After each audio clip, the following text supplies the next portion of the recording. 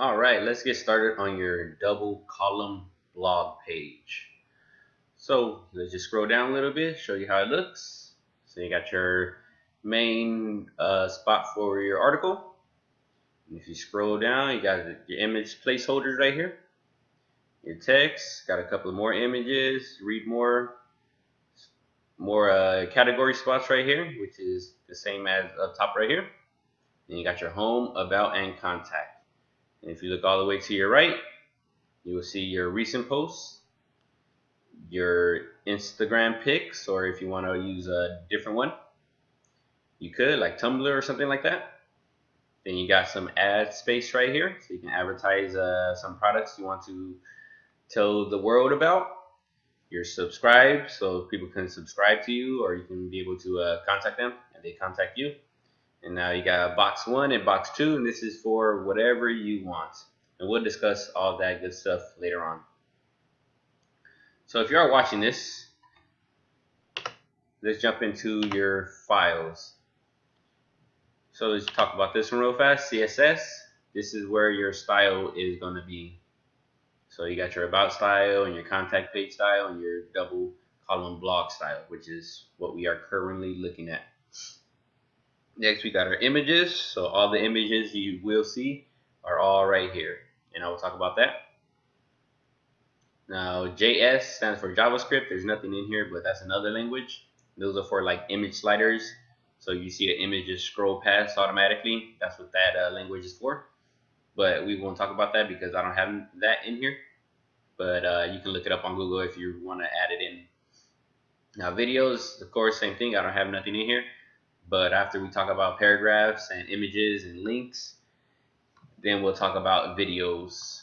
Now you got your about page, your contact page, your double column page, your index page, which is going to be your home page, which I will show you right now.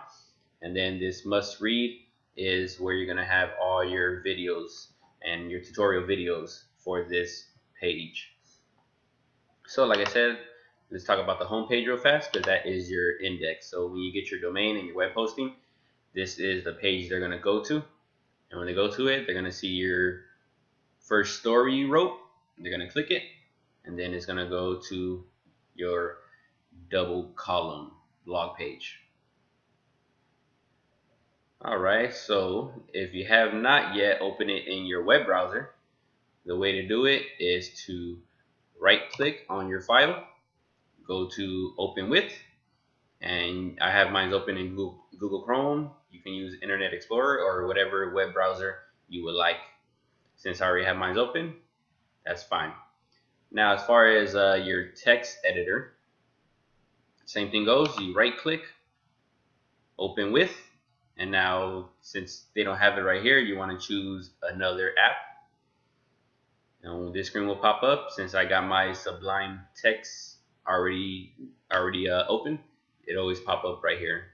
But if you have not downloaded it, you should pause the video and download Sublime Text. It's really good. It's the best text editor out there I use so far. So say you pause the video and you downloaded it and you still can't find it, just keep on scrolling down and you'll be able to come across it. It should pop up right here. And if you don't see it, you might have to check where you downloaded your Sublime Text. So you might download it in your let's say download file folder right here, or documents. You know, it probably download it in pictures. So depending on where you download it, you just want to make a shortcut to your desktop, or you can just pin it to your taskbar at the bottom. And remember, you can't use WordPad, and that's just how it goes. You can't use those type of environments to write your code. All right, so now that you have your text editor open, I have mine open. So let's just jump to the paragraph section because it's a little bit easier to find, and we'll talk about that. So I'm gonna open my text editor. Now there's gonna be a bunch of stuff you might not know, and if you do, that is cool. But let's just scroll down and look for your paragraphs. Now you don't have to scroll as fast as I do. You can take your time and just kind of get a bird's eye view of what your page looks like in this area. Alright, so here we are. We are at the title. So we just go ahead and boom, okay, now you know where we are. So of course your title will be right here, and whatever your story is about, that's where you're going to place your title. And now you got your date right here, and you're the author. So you're going to write the story, or maybe somebody else wrote it and you just wanted to put it on your website. That's fine. So next we got this image place right here. And when you see things like this, especially this div or divider, if you want to call it that, just think of it as a container or a block which takes up the whole screen. So in that div or divider, I have an image, and we'll talk about that a little bit more, but just keep in mind that is the image, which would be this giant one right here. Alright, so here we are at the paragraph section. Now when you write your story, this is all dummy text, so this is just a placeholder or a filler. So when you're ready, you can just go ahead and delete that, and then type whatever you want to type about in between these tags. Now the tags are these, and this is called a tag. Basically everything that's kind of this orange color are called tags, HTML tags. Usually there's an opening one and a closing one, and the closing always have this / right there. So when you write your paragraphs, just make sure you have them in between these P tags. So I'm gonna go ahead and put it back to normal. So just keep that in mind, depending on how much you want to write. Just always keep that in there. So next will be, now you got, you look down right here, you got another image, which will be this image right here. And you scroll down a little more, you got 2 images right there and 2 paragraph spots. Actually 3 right here. So let's say you only wanted to use just 2 paragraphs, or just 1, let's say. Let's make it easier. So you just want to use 1 paragraph. You can go ahead and delete it and save it, which is Control S. Go back to your browser, and you hit F5 or refresh, which is this button up here, to reload the page. And now I got my paragraph and my image. Now it looks a little funky because when you start to delete stuff and things like that, it just becomes a little trickier. So I'm just go ahead and actually just delete this one right fast, save it, and see how it looks. Alright, so that's fine. But maybe you want some more text right here. So let's just go ahead and add another paragraph and see how that looks like. Right after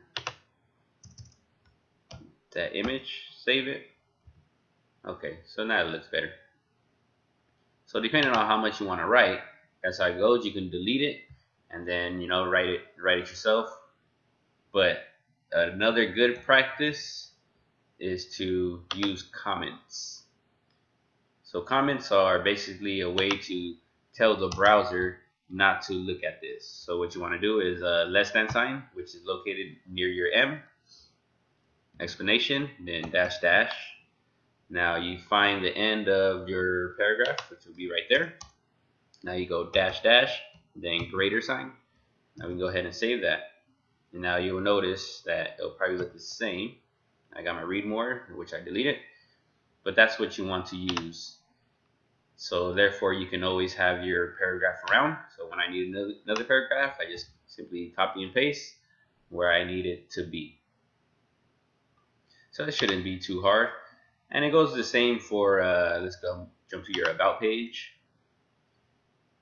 Same thing as this. When you see your paragraph, you know, you're just going to look for it in the code and simply just change it up. And it goes for all this good stuff too. We'll talk about that a little bit more. And also in your contact page, you got a little paragraph right here, so on and so forth. So now I'm going to hit my home button, and now just click this one again. So now I'm back where I am. So those are your paragraphs, and just keep that in mind. You can either delete it or use these comments, so you can just save it for later.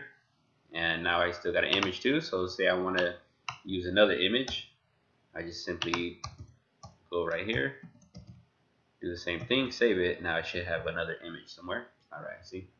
But now you want another paragraph right here just to bring that read more button down, or you can just simply delete it.